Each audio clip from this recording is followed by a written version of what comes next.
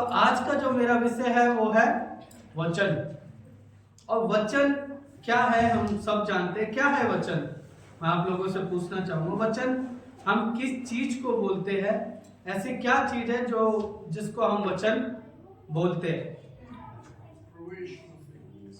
प्रभु यीशु मसीह, है ना। तो हम यूहन्ना उसका पहला अध्याय उसके पहला पद पढ़ेंगे। मैं कृपया करके चाहता हूँ वही पढ़ दीजिए।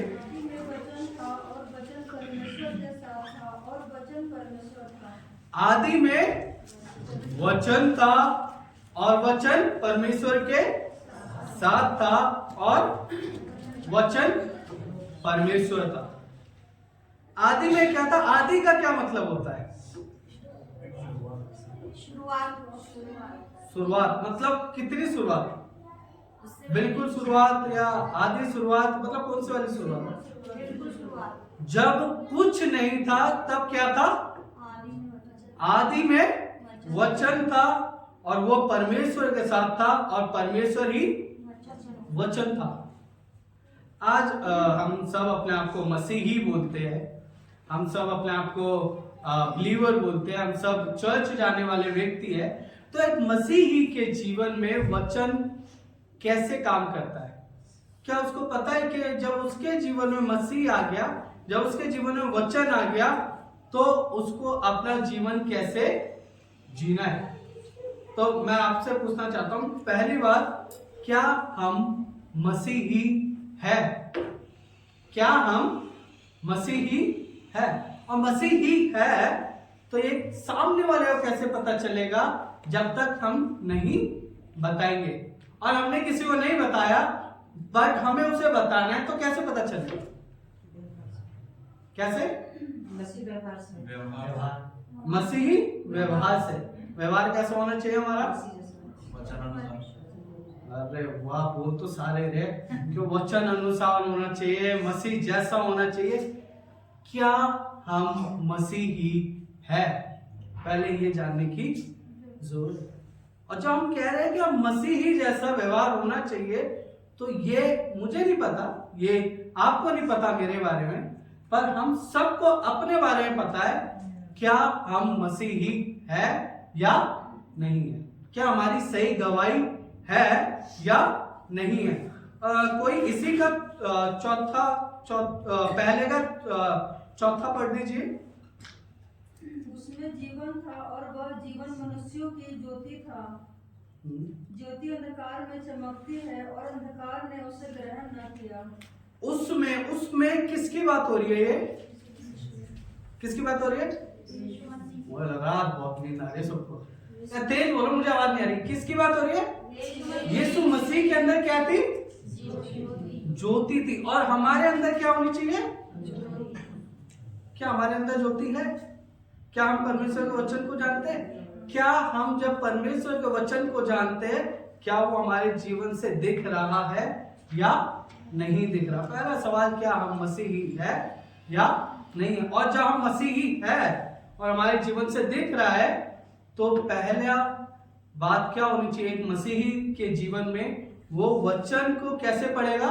कर्म अनुसार। कैसे पढ़ेगा?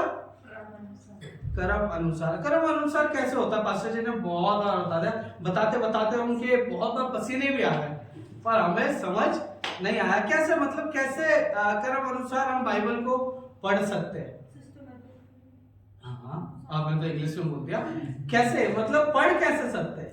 शुरुआत से और जैसे पहला उत्पत्ति तो उत्पत्ति पढ़ना, फिर निर्गमन, फिर व्यवस्था, ये सब चीजें ऐसे शुरुआत से क्रम अनुसार ऐसा पढ़ना चाहिए। फिर कैसे पढ़ना चाहिए? कैसे पढ़ना चाहिए? नहीं, किसे नहीं तो भूला था। ऐसे पढ़ना चाहिए। ऐसे तो नहीं पढ़ना चाहिए आज परमेश्वर में से क्या आज ही तू फांसी लगा के मर जाएगा। भाई मेरे बारे में बात नहीं हो रही। जा घूम ऐस कर है, मतलब मेरे लिए। तो मतलब हमें कर्म अनुसार पढ़ना कैसे? जैसे दीदी ने बताया, बहुत अच्छा बताया कि जैसे उत्पत्ति है, फिर उसके बाद कौन सा नीति वचन आ गया, उसके बाद अरे चलो पता चल रहा है जगह। तो कैसे? जब हम कर्म अनुसार उसको पढ़ेंगे तब हम एक मसीही का जीवन जीना शुरू करेंगे। एक मसीही का जीवन कैसा होता है? वो बाइबल को कैसे पढ़ता है? कर्म अनुसार। दूसरा, क्या एक मसीही को ये पता होता है कि क्या सही शिक्षा है और क्या झूठी शिक्षा है? कैसे पता चलता है? वचन से। बिल्कुल। कैसे पता? वचन से तो पता चलता है। कैसे पता चलता है? जब हम वचन को पढ़ते हैं और उस पर चलने की कोशिश करते हैं तब हमें पता चलता है कि ये सही शिक्षा है और ये झूठी शिक्षा है। हम 2 तिमुथियुस 4 अध्याय उसका 3 और 4 पढ़िए। क्योंकि ऐसा समय आएगा जब लोग खरा उपदेश न सह सकेंगे, पर कानों की खुजली के कारण अपनी अभिलाषाओं के अनुसार अपने लिए बहुत से उपदेशक बटोर लेंगे और अपने काम सत्य से फेरकर तथा कथा कहानियों पर लगाएंगे। अच्छा, एक ऐसा समय आएगा कि लोग उन्हें सुनना पसंद करेंगे जो असल में उनके जैसा प्रचार करते हैं। मैं किसी का नाम नहीं लूंगा। अभी मैंने हाल ही में एक वीडियो देखी, उस वीडियो में ये था कि एटीएम कार्ड लाके दिखाओ आपका 0 बैलेंस है तो मैं उस पर प्रार्थना करूंगा तो उसके अंदर 10,000 रुपए आ जाएंगे। क्या हम ऐसे पास्टरों को या ऐसे लोगों को पसंद करते हैं? ये क्या है? ये गलत है। ये परमेश्वर के वचन अनुसार अपने ना के जीवन को जी रहे और ना ही परमेश्वर के वचन को सही तरीके से बता रहे हैं। झूठी शिक्षा क्या है? मैं आप सबसे पूछना चाहता हूँ, प्लीज मुझे बताइए, क्योंकि मुझे भी नहीं पता।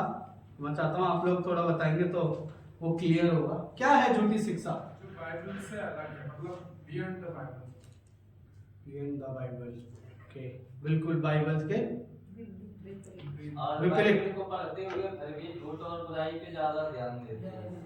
अच्छा, और भाई कुछ वचनों को मैनिपुलेट करके अलग तरीके से समझते हैं या फिर बोलते हैं कि हम अपने अच्छे कर्मों के द्वारा भी परमेश्वर तक या फिर अनंत जीवन तक पहुंच सकते हैं। वचन को पढ़ के उसको तोड़ मरोड़ कर दूसरों को शिक्षा देते हैं। तोड़ मरोड़ कर मतलब सब कुछ अच्छा होगा। अच्छा होगा, यीशु के पास आओ सब कुछ अच्छा। मैं ये नहीं कह रहा यीशु के पास आने से सब कुछ अच्छा नहीं होता, और मैं ये भी नहीं कह रहा कि यीशु के पास आने से सब कुछ अच्छा होता है। वो सब कुछ जब अच्छा होता है जब आप अपने परमेश्वर पे भरोसा रखते हो, उसकी योजना को पूरी होते हुए देखते हो, तब हमारे जीवन में सब कुछ अच्छा होता है। ये नहीं है कि हम हेलीकॉप्टर मांगे और परमेश्वर हमसे वो नहीं चाहता, और सामने वाला पर्सन बोल रहे नहीं तुम मांगोगे तो तुम्हें मिल जाएगा, ऐसा नहीं। परमेश्वर हमारे जीवन में वो ही देता है जिसके योग्य हम होते हैं, और वो ले लेता है जिसके योग्य हम नहीं होते। बहुत बार हम परमेश्वर का वचन हम जब दूसरी तरीके से सुनते या दूसरे लोगों से सुनते तो यही बोलते कि तुम बस आ जाओ सब कुछ ठीक हो जाएगा। वो ये नहीं बताते कि जब तुम यीशु मसीह के पीछे सही तरीके से जियोगे तो तुम्हारे अपने भी तुम्हें छोड़ के चले जाएंगे। तुम्हें क्या पता उसी घर से निकाल दिया जाए, तुम्हें क्या पता वो बातें बताए जो बातें सिर्फ तुम्हारे मन को भा रही है। अरे यही तो है, ये तो सुनना था कि घर में BMW आ जाए, एक बड़ा सा घर हो जाए और सब कुछ अच्छा हो जाए। नहीं मेरे भाइयों प्रियो, परमेश्वर का वचन ये है कि तुम्हें परखना है उन लोगों को जो वचन के अनुसार बात नहीं करते। आपको लगता है कोई ऐसा सामने वाला आपसे बात कर रहा है, पहली बात तो आपको बहस करने की जरूरत नहीं है, और दूसरी बात उसको समझाना है तो उसे अच्छे से समझाओ कि परमेश्वर का वचन इस बारे में क्या बात करता है। तीसरा, एक मसीही जीवन की पहचान कैसे हो सकती है? वो जब हो सकती है जब वो मसीही अपने जीवन को सही तरीके से जिए, मतलब कर्म अनुसार बाइबल पढ़े। दूसरा, झूठी शिक्षा को जाने कि सही है, सही वचन दे रहा है, गलत वचन दे रहा है। तीसरा, सही वचन को वो जानकर दूसरे लोगों को बताए। सही वचन क्या है? सही वचन क्या है? क्या है मतलब गॉस्पेल क्या है? सुसमाचार क्या है? वो कहां से, बाइबल में से या बाइबल के बाहर से? क्या है वो? बाइबल में से। ये है सही वचन। जो इसके बाहर से आपको बता रहा वो गलत है। जो भी इसके विपरीत बोला, नहीं बाइबल में तो नहीं लिखा पर ऐसा परमेश्वर बोलता है, तो उसकी बात नहीं माननी। हमें सिर्फ इतना जानना है, पिता, पुत्र और पवित्र आत्मा जो हमारे जीवन में कार्य करता है, ठीक है, वचन जो हमारे जीवन में कार्य करता है। और ये जानना हमें तब पड़ेगा, ये जब हम तब समझ पाएंगे जब हम रोज इसको उठा के पढ़ेंगे। मुझे याद है जब मैं छोटा था तो मैं YMCA में जाता था, और YMCA में एक बहुत अच्छी बात बताई गई कि ये जो बाइबल है इसके 3 कलर है। पहला कलर जो बाहर ज्यादातर होता है वो ब्लैक, मतलब जो हमारे पाप थे, है ना, वो कैसे थे? काले, बिल्कुल भद्दे, बेकार, है ना।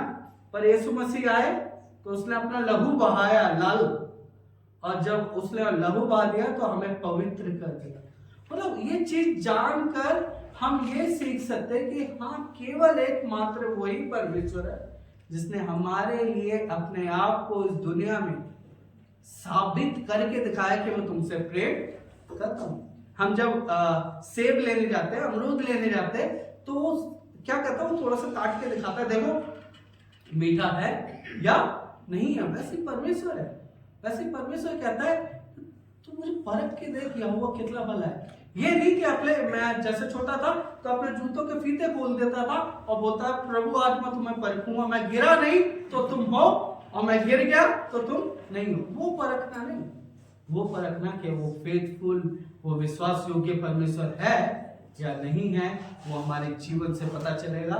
जब हम अपने कमी में, जब हम अपनी परेशानियों को कुड़कुड़ाएंगे नहीं, परंतु आनंदित होंगे और परमेश्वर के वचन को सबसे ऊपर रखेंगे और हर सही तरीके से परमेश्वर वचन को पढ़ेंगे, तब हम एक सही मसीही बन सकेंगे।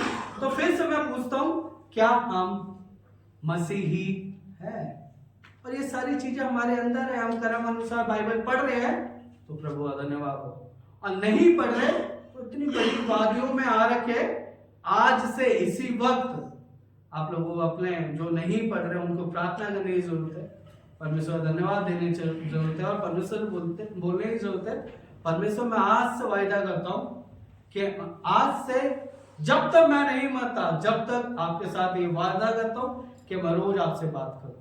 जैसे अनिकेत भाई एक बात बता रहे थे कि प्रार्थना करना है, प्रार्थना करना है। हाँ, प्रार्थना करना है, पर वचन भी पढ़ना है, क्योंकि प्रार्थना सिर्फ हम कर रहे, पर जब हम वचन पढ़ रहे तो हम उसकी बातों को क्या कर रहे, सुन रहे। और जब हम उसकी बातों को सुनेंगे तो हमारा जीवन बदल जाएगा, हम मसीही जीवन जीने लगेंगे, और जब मसीही जीवन जीने लगेंगे तो दूसरों की गवाही, दूसरों के लिए अच्छी गवाही हम बन सकेंगे। यीशु मसीह क्या है? एक हमारे लिए अच्छी गवाही है, जिसने अपने आप को साबित करके दिखाया कि मैं तुमसे कितना प्रेम करता हूं। और क्या हमारे अंदर ये इच्छा है कि हम अपने परमेश्वर के लिए अपने आप को साबित करके दिखाए कि एक मसीही जो होता है वो ऐसा होता है। तो हमें जानना है कि हम जानेंगे कैसे, वचन से जानेंगे, हम जानेंगे कैसे, कर्म अनुसार बाइबल पढ़ेंगे, हम जानेंगे कैसे, हम झूठी शिक्षा सही शिक्षा जानेंगे, हम जानेंगे कैसे, जब हम सही तरीके से वचन को अपने जीवन में अप्लाई करने लगेंगे। और परमेश्वर की ये इच्छा हमारे जीवन से है। हम हर संडे आते, अच्छे से तैयार होते, गाना गाते, वो गाना ये है कि पढ़ के कलाम देख लो, है ना।